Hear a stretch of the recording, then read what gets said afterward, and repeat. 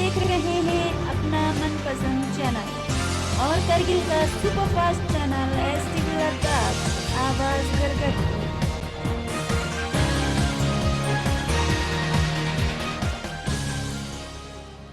Short notice पे यहाँ पे आने के लिए आज एक बहुत ही इम्पोर्टेंट टॉपिक पे डिस्कशन करना था और लोगों तक मैसेज पहुँचाना था, इसलिए आपको बुलाया गया है।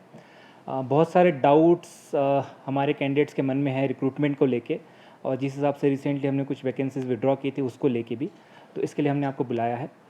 सबसे पहले तो मैं बताना चाहूँगा हमारा जो रिक्रूटमेंट का प्रोसेस है ऑलरेडी स्टार्ट हो गया है। आपने देखा होगा हमने रिसेंटली अपना सिलेबस नोटिफाई किया था जो हमने एसएससी से अडॉप्ट किया है, और दूसरा हमने जो हमारी वेबसाइट नई बनाई है जिसमें सारी चीज़ें अब ऑनलाइन होंगी, form submission, generation of ID cards वगैरह वगैरह, उसकी वेबसाइट भी लॉन्च की थी और हमने कैंडिडेट्स को बोला था रजिस्ट्रेशन करने को, तो वाला प्रोसेस हमने स्टार्ट कर दिया ऑलरेडी। अब इसमें सबसे पहला क्वेश्चन आ रहा था कि सिलेबस हमने एसएससी वाला क्यों चूज़ किया है। हमारे दोनों जो लेह DSRB और करगिल DSRB हमने एक मीटिंग की थी। अब हमने सोचा कि कैंडिडेट्स की कन्वीनियंस के लिए, उनके ईज़ी के लिए, प्रिपरेशन ईज़ी हो, उसके लिए हमने सोचा कि एसएससी का सिलेबस अडॉप्ट करना ज़रूरी है। बिकॉज आप जानते हैं जितनी भी यूटी डिवीज़न कार्डर की पोस्ट है उन सबकी रिक्रूटमेंट एसएससी करेगा, और अगर हम अपने अलग अलग पोस्ट के लिए अलग अलग सिलेबस नोटिफाई करते जो पहले होता था, तो हर बच्चे को हर एग्ज़ाम के लिए अलग से पढ़ाई करनी पड़ती थी। अब जैसे हम भी तैयारी करते थे तो हर एग्ज़ाम का अलग अलग सिलेबस होता था, इसलिए बच्चे एक तो कॉन्सेंट्रेट भी नहीं कर पाते एक चीज़ पे, और दूसरा उनका सक्सेस होने का चांस भी कम हो जाता है। इसलिए हमने दोनों DSRB ने, लेह ने भी और करगिल ने भी डिसाइड किया है कि हम एसएससी का सिलेबस अडॉप्ट करेंगे, सो दैट बच्चों को एक ही फिक्स सिलेबस मिलेगा जिसकी उनको तैयारी करनी है, उसमें वो एसएससी का भी एग्ज़ाम दे पाएंगे और DSRB का एग्ज़ाम दे पाएंगे। और आपने देखा होगा रिसेंटली सेंट्रल गवर्नमेंट ने भी बहुत अलग अलग एग्ज़ाम्स जो होती थी गवर्नमेंट ऑफ इंडिया के थ्रू नॉन गैजेट पोस्ट के लिए या बाकी पोस्ट के लिए, उसके लिए भी अब सेंट्रलाइज एक एजेंसी बनाई है, नेशनल रिक्रूटमेंट एजेंसी, और उन्होंने भी एक यूनिफॉर्मिटी लाई है रिक्रूटमेंट्स में, सो दैट कैंडिडेट्स को ज़्यादा परेशानी ना हो। तो उसको देखते हुए हमने सिलेबस अडॉप्ट किया है। बहुत जगह मैं कमेंट्स देख रहा था, कॉपी करने की बात नहीं है, इसको हम अडॉप्ट कर रहे हैं अपने लिए, सो दैट कैंडिडेट्स को ईजी जाए। अब दूसरा सवाल मुझे लगता है आ रहा है जो पोस्ट हमने विड्रॉ की उसको लेके। अब आप जानते हैं जो रिक्रूटमेंट का प्रोसेस होता है उसमें कि बैकग्राउंड में हर एक डिपार्टमेंट के हर पोस्ट को लेके रिक्रूटमेंट रूल्स बनते हैं। तो उसमें दो टाइप के रिक्रूटमेंट रूल होते हैं, गैजेटेड रिक्रूटमेंट रूल और नॉन गैजेटेड रिक्रूटमेंट रूल। तो जब यूटी नई फॉर्म हुई है हमारी लद्दाख की, इवन JNK की भी, तो उन्होंने भी अपने रिक्रूटमेंट रूल्स जो है रिवाइज़ किए हैं। एजुकेशनल क्राइटेरिया चेंज हो सकता है, उसमें प्रमोशनल एवेन्यूज़ चेंज हो सकता है। फॉर एग्जांपल अगर आप किसी पोस्ट को पकड़ लेते हो, जूनियर असिस्टेंट की पकड़ लो, उसमें जैसे अगर पहले 100% बाय प्रमोशन होगा तो हो सकता है नए रूल्स में 50-50 रखा होगा कि 50 डायरेक्ट से होगा, 50 प्रमोशन से होगा। तो बहुत सारी चेंजेस उसमें आती है, और यूटी बनने के बाद में हमारे हर डिपार्टमेंट के हर पोस्ट को लेके नए रिक्रूटमेंट रूल्स बने हैं। तो एक वो रीज़न था हमें विड्रॉ करने का। दूसरा हमारा रीज़न था कि आप जानते हैं कि पहले जो SC कैटेगरी की पोस्ट होती थी उसमें JNK के कैंडिडेट्स अप्लाई करते थे, बिकॉज लद्दाख में SC कैटेगरी पॉपुलेशन नहीं है। तो उस वजह से जो पुरानी एडवर्टीज़ पोस्ट है जिनमें एप्लीकेशंस आई है उनमें JNK की भी एप्लीकेशंस है। और आप जानते हैं कि यूटी बनने के बाद में यहाँ पे जो नोटिफिकेशन निकली है उसके हिसाब से only Ladakh residents are qualified to apply for the post in Ladakh UT. तो उस वजह से वो भी एक हमारा टेक्निकल इशू बन जाता है कि अगर हम पुरानी एडवर्टीजमेंट पे अगर एग्ज़ाम लेंगे तो अगर JNK के बच्चे क्वालिफाई होंगे तो हम उसको अपॉइंट नहीं कर पाएंगे, बिकॉज अपॉइंटमेंट अभी सिर्फ लद्दाख रेसिडेंट्स का होगा। तो एक वो रीज़न था हमारा। तीसरा रीज़न था हमारा, बहुत सारी पोस्ट जो पहले डिस्ट्रिक्ट कार्डर की अज्यूम की जाती थी वो अब डिवीज़न यूटी कार्डर में चली गई, और डिवीज़न यूटी कार्डर का रिक्रूटमेंट SSC करेगा, DSRB नहीं करेगा। और चौथा हमारा रीज़न था कि आप जानते हैं यूटी बनने के बाद में पोस्ट अपॉर्शन हुई है। फॉर एग्जांपल JNK के साथ में जब हम यूनिफाइड थे तब सिंगल मतलब एक ही कैटेगरी की पोस्ट होती थी। यूटी बनने के बाद से बहुत सारी पोस्ट अपॉर्शन होकर लद्दाख को आई है। अब बहुत सारे डिपार्टमेंट में हो सकता है कि पहले जो सैंक्शन स्ट्रेंथ थी, जैसे 50 किसी डिपार्टमेंट को पकड़ लीजिए, तो हो सकता है उसमें सिर्फ 40 ही पोस्ट आई हो, तो 10 पोस्ट वैसे ही खत्म हो गई थी जो आने वाली थी पोस्ट। तो ये चौथा रीज़न था। इस वजह से बड़ी सारी टेक्निकल हमें डिफ़िकल्टीज़ आ रही थी कि पुराने एडवर्टीजमेंट को लेकर एग्ज़ाम लेने में, तो उस वजह से हमें उसको वैकेंसीज़ को विड्रॉ करना पड़ रहा है। बट इसका मतलब ये नहीं कि ये पोस्ट यूटी को जा रही है या इसका रिक्रूटमेंट कोई और करेगा। इसका रिक्रूटमेंट DSRB ही करेगा। जो भी डिस्ट्रिक्ट कार्डर की पोस्ट है वो सारी की सारी रिक्रूटमेंट DSRB ही करेगा, और उन पोस्ट को हम नए से एडवर्टीज़ करेंगे, बिकॉज नए रूल के हिसाब से, नए सिलेबस के हिसाब से और नए क्वालिफिकेशन के हिसाब से हमें इसको एडवर्टीज़ करना है। तो वाला प्रोसेस हम जल्दी से शुरू कर रहे हैं। बाय 31 अक्टूबर मुझे लगता है हम मोर देन 200 पोस्ट के आसपास हम इसको एडवर्टीज़ भी कर देंगे, और ये 24 तक हम टारगेट रख रहे हैं 100 पोस्ट एडवर्टीज़ करने का, और बाय 31 हमने अभी 200 पोस्ट एडवर्टीज़ करने का टारगेट रखा हुआ है, जो जो हमें रिक्वेशन आएगा। अब जो प्रोसेस पहले होता था करगिल में, इवन पूरे लद्दाख में, कि डिस्ट्रिक्ट ऑफिसर ही डीसीज़ को रिक्वेशन देते थे, रिक्रूटमेंट इधर ही होता था, अपॉइंटमेंट भी इधर ही हो जाता था। तो आपने देखा होगा बहुत सारी डिटेल्स जो है JNK GAD के पास है नहीं, जो अपॉइंटमेंट को लेके थी। उस वजह से कुछ हमारे एम्प्लॉयज़ को भी दिक्कत आ रही है अभी। तो वो सारी दिक्कतें ख़त्म करने के लिए अब हमने प्रॉपर प्रोसीजर बनाया कि हमें कंसर्न सेक्रेटरीज़ और कंसर्न डिपार्टमेंट सब जो है दोनों डिस्ट्रिक्ट्स को रेफ़र करेंगे पोस्ट। उसके बाद जो है DSRB अपनी एग्ज़ाम लेगी, मेरिट लिस्ट बनाएगी, और मेरिट लिस्ट बनाने के बाद कंसर्न डिपार्टमेंट्स को फॉरवर्ड करेंगी, और अपॉइंटमेंट लेटर वहाँ से होगा, जो कि हर स्टेट में, इवन सेंट्रल गवर्नमेंट में यही प्रोसीजर फॉलो होता है। तो ये सारी चीज़ें थी। मुझे लगता है कि जो जो मुझे कहना था वो मैंने कवर कर दिया है। जो जो डाउट्स थे, जो जो मैंने सोशल मीडिया पे देखे, बाकी जगह पे देखे, वो भी मैंने कवर करने की कोशिश की है। अब आपकी तरफ से कोई क्वेश्चंस होंगे तो मैं उसको आंसर करना चाहूँगा। सर, जिस तरह से 290 क्लास 4 के जो पोस्ट थे और 2010 से 19 तक के जो पेंडिंग एग्जाम के पोस्ट वो विड्रॉ किया है, जनरली जो लोग और खासकर स्टूडेंट्स की तरफ से ये सवाल आ रहा है कि जो जिन्होंने एग्जामिनेशन फीस भरा है उसका क्या हिसाब होगा, और दूसरा बहुत सारे लोगों की ओवर एज हुआ है जिन्होंने पहले फॉर्म भरा था, तो उसका क्या रहेगा आने वाले समय? इसमें दो चीज़ें हैं। अब जो विड्रॉल वाली बात है सिर्फ लद्दाख में नहीं हुई, आपने देखा होगा JNK गवर्नमेंट ने भी शायद फरवरी में इस साल के जितनी भी पोस्ट रेफ़र की थी, चाहे वो JK PSC को की हो, JK SSB की हो, या डिस्ट्रिक्ट्स को जिसको भी की हो, वो सारी की सारी गैजेटेड प्लस नॉन गैज सारी विड्रॉ की थी, सो दैट वो नए सिरे से उसको एडवर्टीज़ कर सके, रिक्वेशन की सके।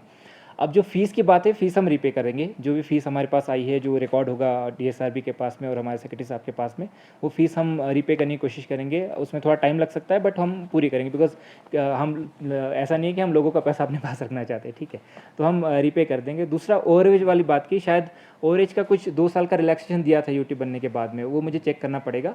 बट ये पोस्ट बहुत सारी 2019 में ही एडवर्टीज़ हुई थी, मैक्सिमम पोस्ट 2019 में हुई थी। बहुत कम पोस्ट थी, कोई 40-50 पोस्ट थी जो 2019 से पहले एडवर्टीज़ हुई थी, यूटी बनने से जस्ट पहले एडवर्टीज़ हुई थी। तो उसमें हमें देखना पड़ेगा, एज वाला हम I will get back to you, but मुझे लगता है 2 साल का रिलैक्सेशन ऑलरेडी दिया हुआ है। इससे पहले भी कोर्ट के केस में हमें देखने को मिला था, और इस बार विड्रॉल को लेकर ओपोनेंट अगर कोर्ट जाता है तो क्या एडवर्टाइज कर पाएंगे सर कोर्ट? हाँ, हम इसको लेके ऑलरेडी कैविएट फाइल करेंगे हाई कोर्ट में, बिकॉज ये देखो ये एडमिनिस्ट्रेटिव प्रोसेस है, और चूंकि आप जैसे मैंने आपको बताया एडमिनिस्ट्रेटिव डिफिकल्टी हो जाती है अगर हम पुरानी हिसाब से एग्जाम लेते तो कोर्ट में मुझे लगता है गवर्नमेंट के फेवर में डिसीजन आएगा, बिकॉज ये हम ऐसा नहीं कि पोस्ट हम खत्म कर रहे हैं या रिक्रूटमेंट खत्म कर रहे हैं, हमें सिर्फ वो वाली एडवर्टीजमेंट कैंसिल करके उसको नए से एडवर्टीज़ करना है according to new rules. Sir, abrogation के बाद थोड़ा बहुत एक दो सवाल है sir. Ladakh full flesh union territory बनने के बाद DSRB जो है हम डिले भी कह सकते हैं या थोड़ा बहुत डिफाउंड भी कह सकते हैं सर, क्योंकि जॉब क्रिएशन को लेकर अगर हम बात करें और साथ ही साथ जो पुराने पोस्ट है सर अभी तक पेंडिंग है सर जितने भी पोस्ट है, तो इससे चेयर में आपकी क्या स्टेटमेंट रहेगी, और साथ ही साथ आने वाले दिनों में जॉब क्राइसिस को लेकर सर, अनएम्प्लॉयमेंट को लेकर, यूथ को लेकर, अनएम्प्लॉयड यूथ लद्दाख स्मोक के द्वारा शायद मुझे लग रहा है सर आने वाले दिनों में लद्दाख बंद का कॉल भी दिए जाएंगे, तो आपको नहीं लगता सर इससे जॉब क्राइसिस जो है फतेह लद्दाख में देखने को मिलेगा? देखिए, जॉब क्राइसिस ऐसा नहीं है, बिकॉज जॉब क्राइसिस होता 2-3 चीज़ें हैं यहाँ पे, बिकॉज यहाँ पे इंडस्ट्रीज़ नहीं है, प्राइवेट सेक्टर नहीं है, इसलिए सारी के सारी हमारी डिपेंडेंसी जो है गवर्नमेंट जॉब्स पे है।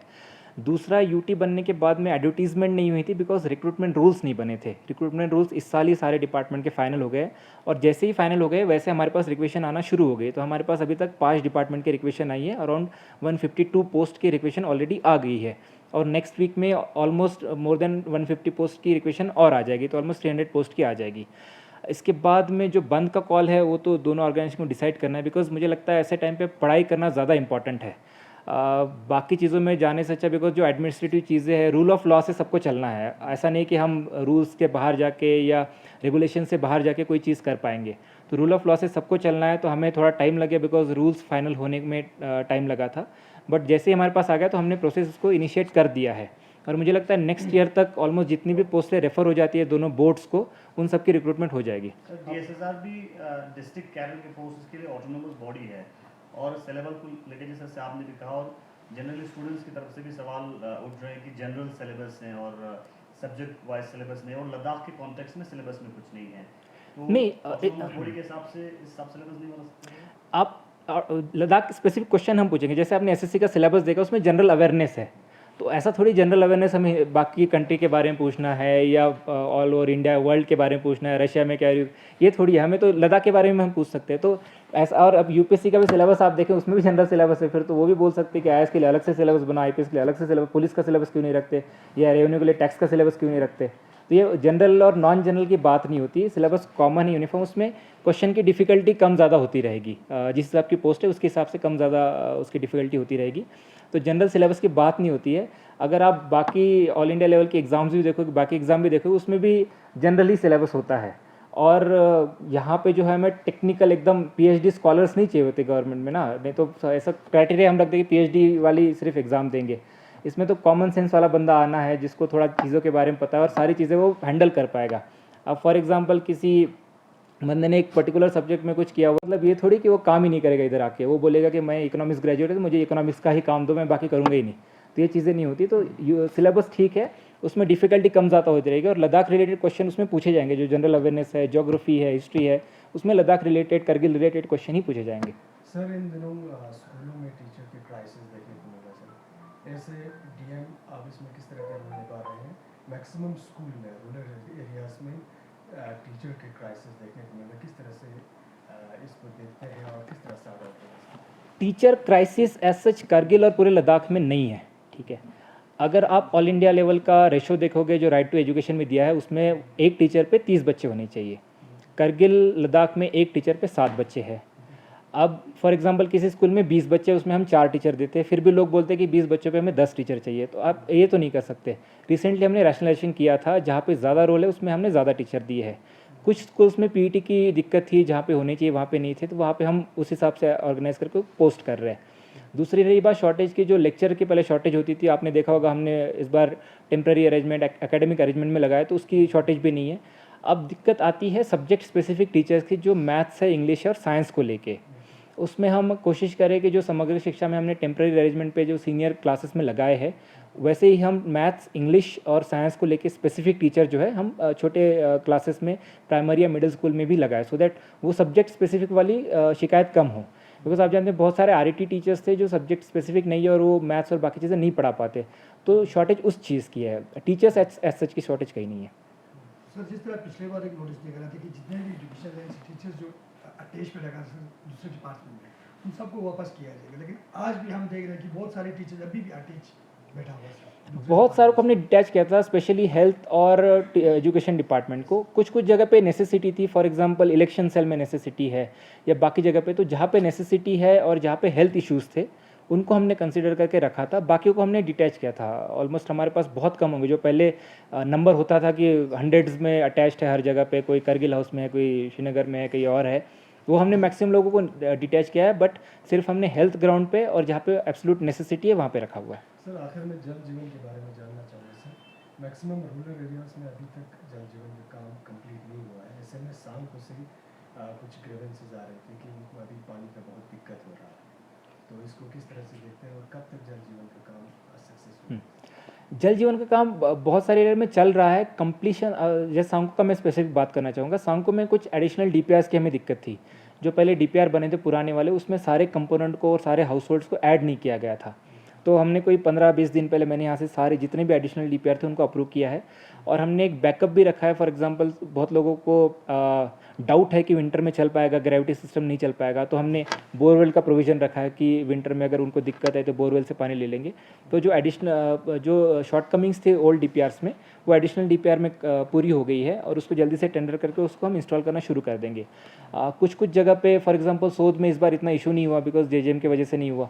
द्रास में हमारा बहुत सारा काम हो गया है। झंस्कार आप देखोगे, झंस्कार में ऑलमोस्ट मोर देन 80% हमारा काम हो गया है, एफएसटीसी भी प्रोवाइड हो गया है, तो मैक्सिमम जगह पे काम हो गया है। सांको में थोड़े इश्यूज थे ड्यू टू एडिशनल डीपीआरस, तो हमने वो कर दिया, ऑलरेडी अकॉर्ड कर दिया है और उसको लगाने का और इंस्टॉल करने का काम शुरू हो जाएगा। लास्ट सवाल होगा सर, विंटर काफ़ी अप्रोचिंग है सर, इस अरेंजमेंट को लेकर थोड़ा मैं ब्रीफ करोगे? और साथ साथ सडन स्नोफॉल की वजह से काफ़ी दिक्कतें आ रही है, स्पेशली स्टूडेंट्स की बात करें, पेशेंट्स की बात करें, तो अल्टरनेटिव हेलीकॉप्टर या ऐसा कुछ इंतजाम किए कि नहीं सर? थोड़ा बहुत पब्लिक आवाम जाना जी।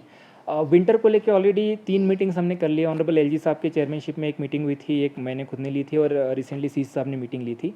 इसमें मुझे लगता है पहले जितना दिक्कत होता था उतना अभी होता नहीं, बिकॉज लेट रोड बंद होता है और जल्दी रोड खुल जाता है। दूसरा हमारा एयरफोर्स की सॉर्टीज चलती रहती है और तीसरा हेलीकॉप्टर की सॉर्टीज चलती रहती है। हेलीकॉप्टर का आपने देखा होगा शेड्यूल हमने कल ही नोटिफाई किया है, श्रीनगर जम्मू की फ़्लाइट्स नोटिफाई हो गई है ऑलरेडी। जो जोजिला पे था आज ऑलमोस्ट क्लियर हो गया, तो हमने डाउन कॉन्वॉय छोड़ दिया है। अब कॉन्वॉय शायद 1-2 बजे अब गाड़ी आना भी शुरू हो जाएंगी। तो हम और मशीनरी इक्विपमेंट आपने देखा होगा कि बहुत सारी मशीनरी इक्विपमेंट हमने हर जगह डिप्लॉय करके रखी है ऑलरेडी। तो जोजिला पे हमने रिकवरी वैन्स डाल के रखी है, डंपर्स रखे जिसमें मिट्टी है ऑलरेडी, बिकॉज अगर स्लिपरी कंडीशन होती है तो उसको सॉर्ट आउट करने के लिए जेसीबीज रखी है, और बीआरओ की अपनी मशीनरी वहाँ पे डिप्लॉयड है। तो जोजिला हमारा प्राइमरी फोकस है। तो उसमें जब स्नोफॉल चलता है हम तब ट्रैफिक अलाउ नहीं करते due to chances of skidding की दिक्कत ना हो, पैसेंजर किसी को एक्सीडेंट वगैरह ना हो, तब नहीं छोड़ते। बट जैसे ही बंद हो जाता है क्लियर करके हम वहाँ पे अलाउ करते हैं। दूसरा पेंजिला वाला एक्सिस भी, वहाँ पे भी मशीनरी डिप्लॉयमेंट और बाकी चीज़ें हो गई है। इस साल आपने देखा होगा रफली कोई 7-8 दिन के लिए बंद रहा होगा पेंजिला, बट ऑलमोस्ट खुला था पूरे विंटर भर। तो इस साल भी हमारी कोशिश रहेगी उसको खुला रखने की। इसके बाद हमारा जो राशन का है, राशन ऑलमोस्ट हमें हर जगह पहुंचा दिया है। नेक्स्ट मार्च तक हमने डंप करके रखा है अलग अलग स्टोर्स में। केरोसिन का थोड़ा इशू था ज़ंस्कार में, केरोसिन का टैंकर भी हमने अभी भेजना शुरू कर दिया है।